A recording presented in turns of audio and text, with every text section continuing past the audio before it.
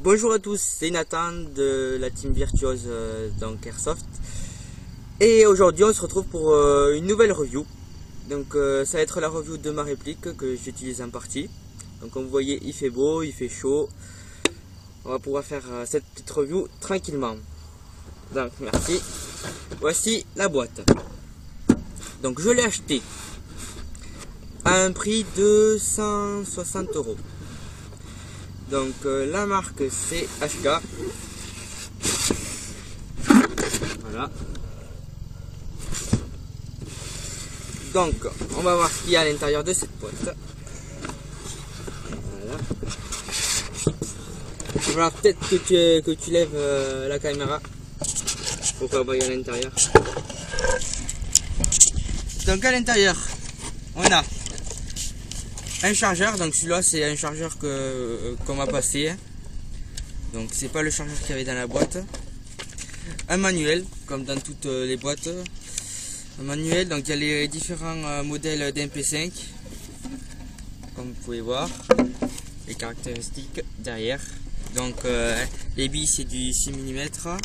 Elle fait réplica authentique.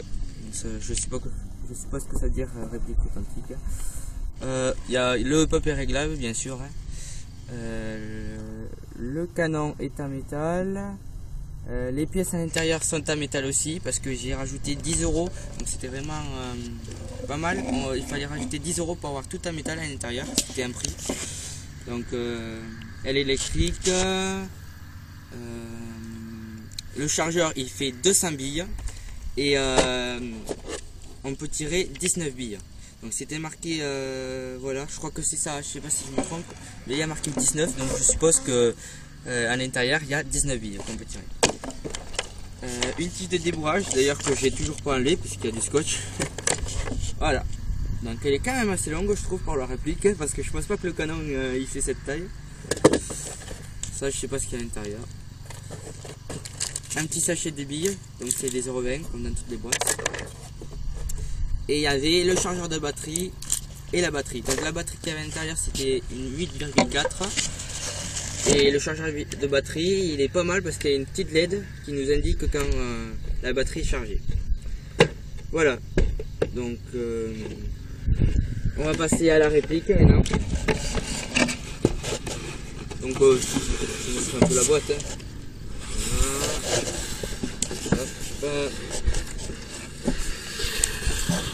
Voilà. Ah oui, sa taille d'ailleurs. Donc, tu peux me passer le petit carnet s'il te plaît, parce que la taille. Donc, comme ça. Sans la crosse est pliée là, donc. Comme ça, elle fait 680 mm. Et avec la crosse dépliée, donc pour déplier la crosse, il y a un petit truc ici là. Juste là. On le lève vers le haut et on tire. Et hop, là c'est bloqué. Et comme ça, donc, elle fait 755 mm. Voilà. Donc j'ai rajouté une Red Dot de Taiwan Gun qui a coûté 24 € je crois. Voilà. Donc là il y a marqué les marquages, donc HK MP5. Là on a un CQ, hop, semi et full auto. Donc on entend le petit tic, c'est pas mal. Voilà la sécurité.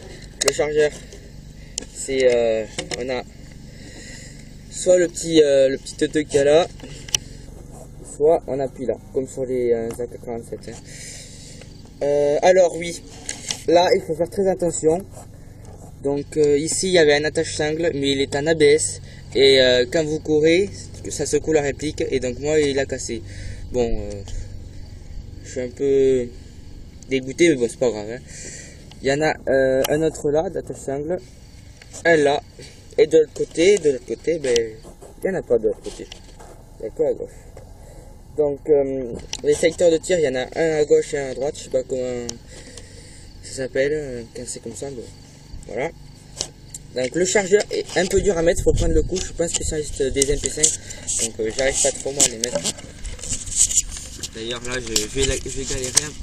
Ah non c'est bon. Voilà. derrière, donc c'est comme sur la G3 que j'avais avant, donc j'ai pas eu le temps de faire la review parce que j'avais changé toutes les pièces et malheureusement ça m'a saoulé à force. Mais bon, donc j'ai enlevé la mire là derrière et j'ai juste laissé ces deux traits. Voilà, la mire avant, je crois que ça s'appelle le guidon. Ça l'arrêt d'autres, c'est assez précis, hein. Il y a 3 positions. Voilà. Donc la batterie, on la met là, au garde-main. On a laissé ce petit teuteux comme sur les G3 ou sur la Tavor de mon ami Y, c'est pareil. Sinon, sans doute qu'on peut la mettre derrière, hein, changeant la crosse, ça doit être une possibilité.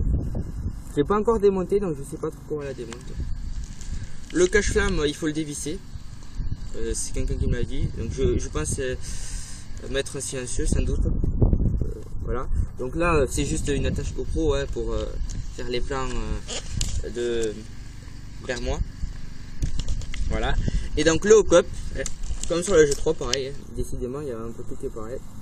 Donc on tire ici, on lève, on accède au hop-up.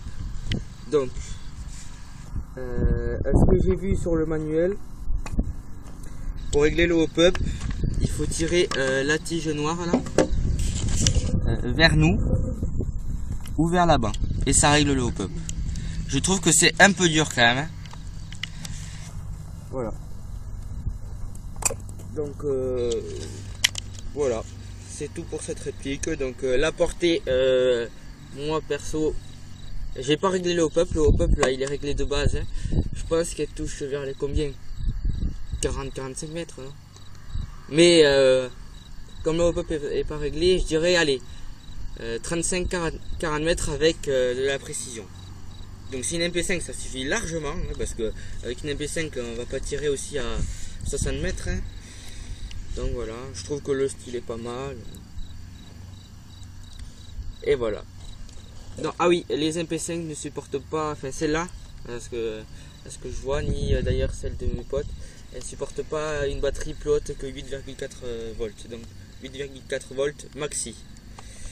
Donc le test de tir ça sera pour la prochaine fois. Et donc on se reverra pour une prochaine vidéo. Allez, bye. Donc on se retrouve pour le test de tir. Donc j'avais oublié de vous dire tout à l'heure le principal. Donc elle fait 1 joule et 450 fps. Et donc on va tirer sur ce poteau là-bas. Allez, on se retrouve.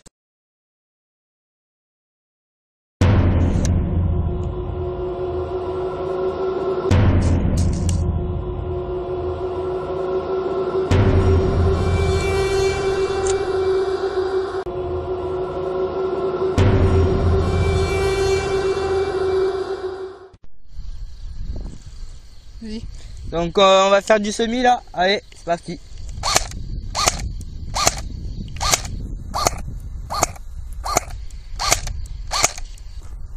Et maintenant on va faire du full. Hop, full. Donc bien sûr comme elle a pas trop une grande capacité de billes, hein, on va y aller mollo. Voilà, il faut que je roule encore un peu. Allez on se refait un peu de full. Enfin du semi plutôt, allez.